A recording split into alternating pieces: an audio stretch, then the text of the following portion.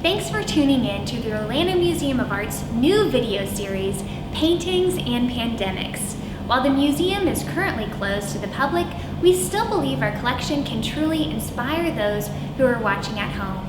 I'm Molly Driscoll, the Associate Curator for Community Engagement here at the Orlando Museum of Art. And I'm David Madison, the Associate Curator of Education and Outreach.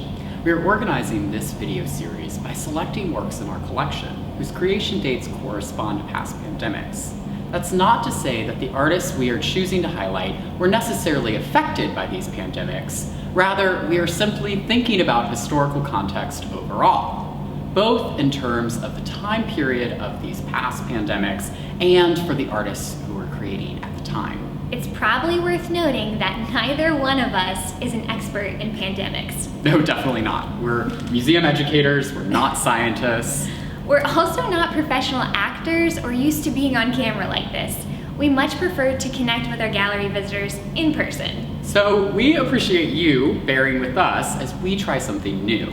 These are really uneasy times, and so our hope is that if we can distract or entertain or inform you in some small way, then we are continuing to extend the museum's mission to inspire creativity, passion, and intellectual curiosity by connecting people with art and new ideas.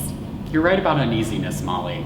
It's an apt descriptor for the current phenomenon surrounding COVID-19. It's also a word I would use to describe the painting behind us by D. Scott Evans, titled At the Kitchen Window. That's interesting. I mean, it's a beautiful genre painting, an artwork that depicts a scene from everyday life, but uneasy?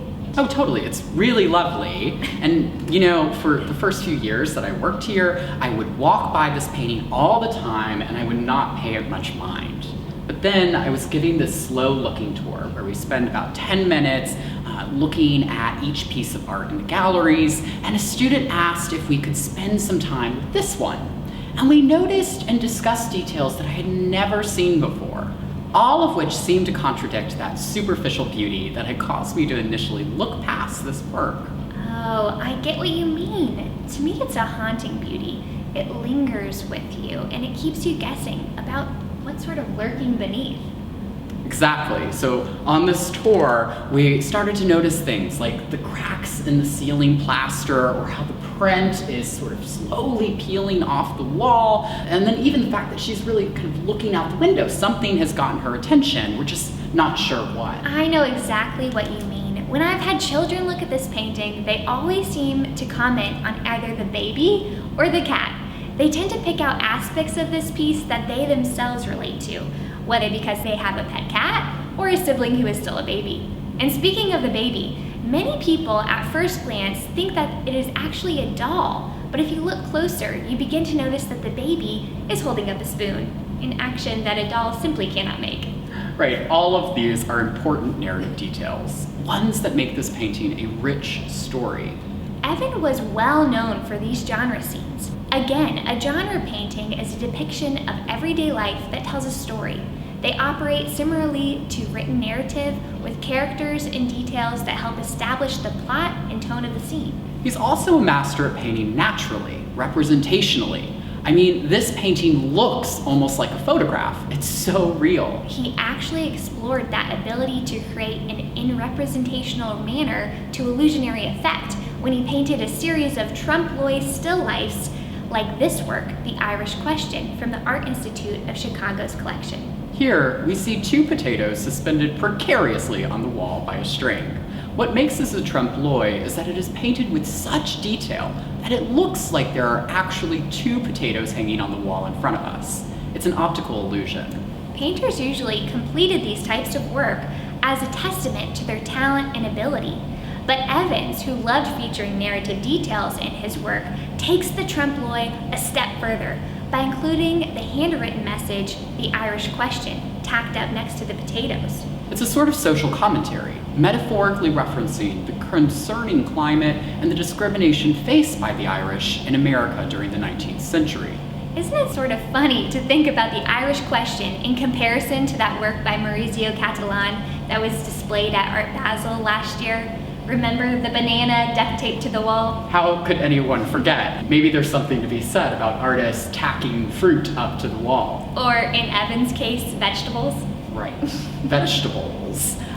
So we've deviated a bit here, but let's focus back on At the Kitchen Window, which Evans painted in 1889. This was also the year of a flu pandemic outbreak that spread across the northern hemisphere and caused the deaths of nearly 1 million people. The first reported case was in St. Petersburg, Russia in May 1889, and it moved quickly after that. The death toll in Russia, Europe, and the US peaked about 4 months after the first reported cases. The speed at which this spread is largely due to the development of new transportation systems that connected Europe and Russia via rail. There were over 125,000 miles of railroad that spanned the continent at the time. That's more tracks than actually exist today. It's kind of crazy that this moved so quickly in a time before air travel. Oh, absolutely. But international travel remains a huge concern when it comes to the spread of pandemics today. The 1889 flu demonstrates why that is, even in a time before we enjoyed sophisticated travel options. So, do you think Scott Evans would have known about this flu? Well, according to a map of this flu pandemic from the time, cases in the US were reported in December of 1889. Evans was living in New York City at this point, and the first reported case there was on December 19th. Deaths and information about the flu were reported within local newspapers. It was certainly front-page news that holiday season. So if he kept up with the news, it's likely that Evans would have heard about this. So maybe that's what's lurking outside this lady's window? The flu? Well, I don't know about that, but it does look like the painting's protagonist is practicing safe social distancing protocols by staying home and keeping her distance from others. Oh, speaking of, it's definitely worth mentioning that we are filming these videos preemptively and that the museum is abiding by CDC recommendations by closing to the public, canceling events, and having staff work from home.